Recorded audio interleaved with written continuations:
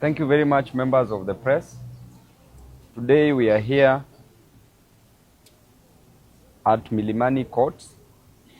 We appeared today to represent our clients, the Nairobians that you are seeing here, Nairobians who are coming from the Blue Estate, from Shaurimoyo Estate, Kamukunji, Gikomba, Kiambu,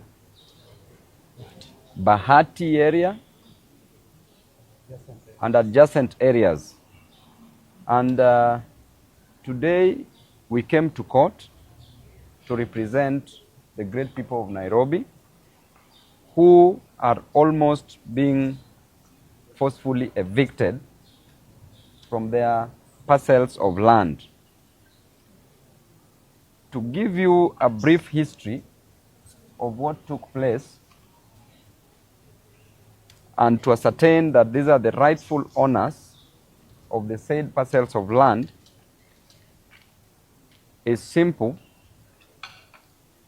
and a brief background that these said persons acquired the said parcels of land in the year 2002, thereabout, and they acquired these parcels of land from the city county of Nairobi, and then there was the use of the minutes to award allotment letters to these deserving and innocent citizens who are now being frustrated by the same government that awarded them the allotment letters. We are talking of private properties here, properties belonging to residents of Nairobi that are almost being demolished. There was a notice that was issued by the government to evict, to demolish the said parcels of land and to snatch them of their right to own property. I want to breathe some life to the Constitution of Kenya, Article 40, Sub-Article 1, that states clearly that every Kenyan citizen, either individually or in the company of others, has a right to own property anywhere in this country. The same Constitution says in Article 43, Sub-Article 1, of the right to housing, that you have a right to own a house, to access a house and have adequate housing, and nobody should infringe on that right. The same Constitution in Article 28 talks about the human dignity, that human dignity must be preserved and respected. And when we talk about the Land Act 2012, Section 152A talks about unlawful eviction, that nobody should be unlawfully evicted. The same Land Act 2012, Section 152E talks about the procedure of eviction, that an eviction notice must be given and the time shall be sufficient. The time should be 3 months. But in our case, the great people of Nairobi that you are seeing here were given a notice of 14 days. We know the process that the government should follow in case they develop a high appetite for land that belongs to the individuals that you are seeing here.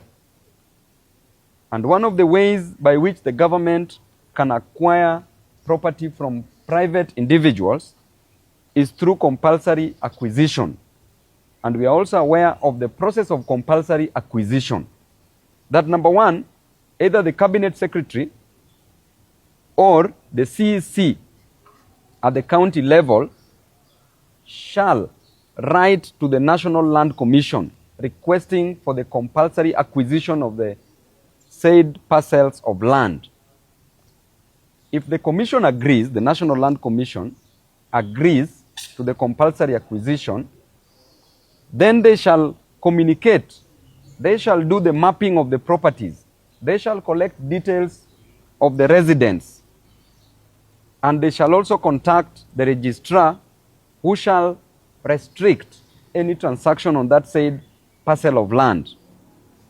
Thereafter, they shall move on and give a reasonable, they will give a proper reason on why the acquisition should be compulsorily done.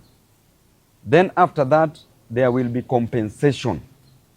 But in our case, we are experiencing a very different situation. In addition to compulsory acquisition, there's also the process of conversion of private property into public property, public land, should the government want to do so. And all these processes must involve proper notice that shall be given. Should also involve the process of compensating the owners of these properties. We have residents here who have private properties, and the government wants to evict them, to move them. There are schools in those properties. There are health facilities in those properties. People have sentimental attachment to those properties because these people have stayed there for over 2 decades, over 20 years.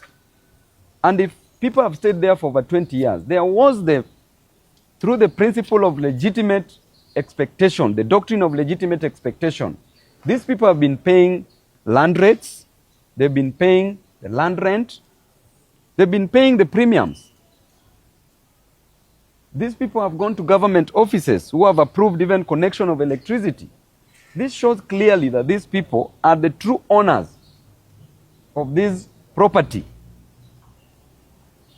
There's a very common case called the mutable case, that was decided by the Supreme Court of Kenya. And they said clearly that was a case that involved adverse possession. And even in that case, a notice was given for 7 days, and the Supreme Court said that you cannot treat people in an inhumane way, without dignity, without respect, without love.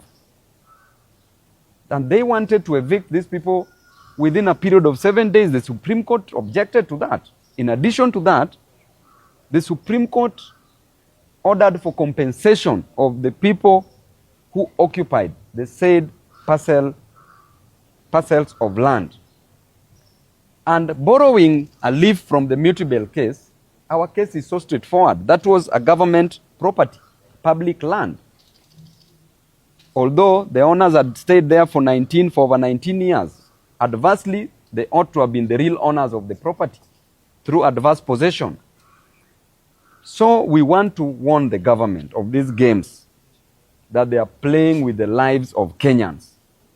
These Kenyans have worked so hard. These Kenyans wake up very early in the morning on a daily basis just to look for the next meal, just to look for the next school fee. These Kenyans are struggling. But the same Kenyans that you need to protect their inherent interests, you pursue them. You frustrate them. You want to take the little that they have. And as a government, it's quite shameful. The county government of Nairobi, we know that you failed. Do not include these innocent Nairobians in your failing strategy. We will not allow you to take land that privately belongs to these individuals. I want to thank you very much, and I want to tell these residents that we have a court order blocking, restricting any government official, any police officer, any kanjo person, any person from the county, any person from the national government, from stepping on your parcel of land. Whatever you do with that information is up to you. From stepping, which means if they step, that amounts to trespass. And you know how you should deal with people who are trespassing on your parcels of land. Mnanisikia vizuri? Yeah. Court order is saying they should not. So police officers who will be used, misused and abused, msijaribu kukanyaga shamba la hawa wana Nairobi.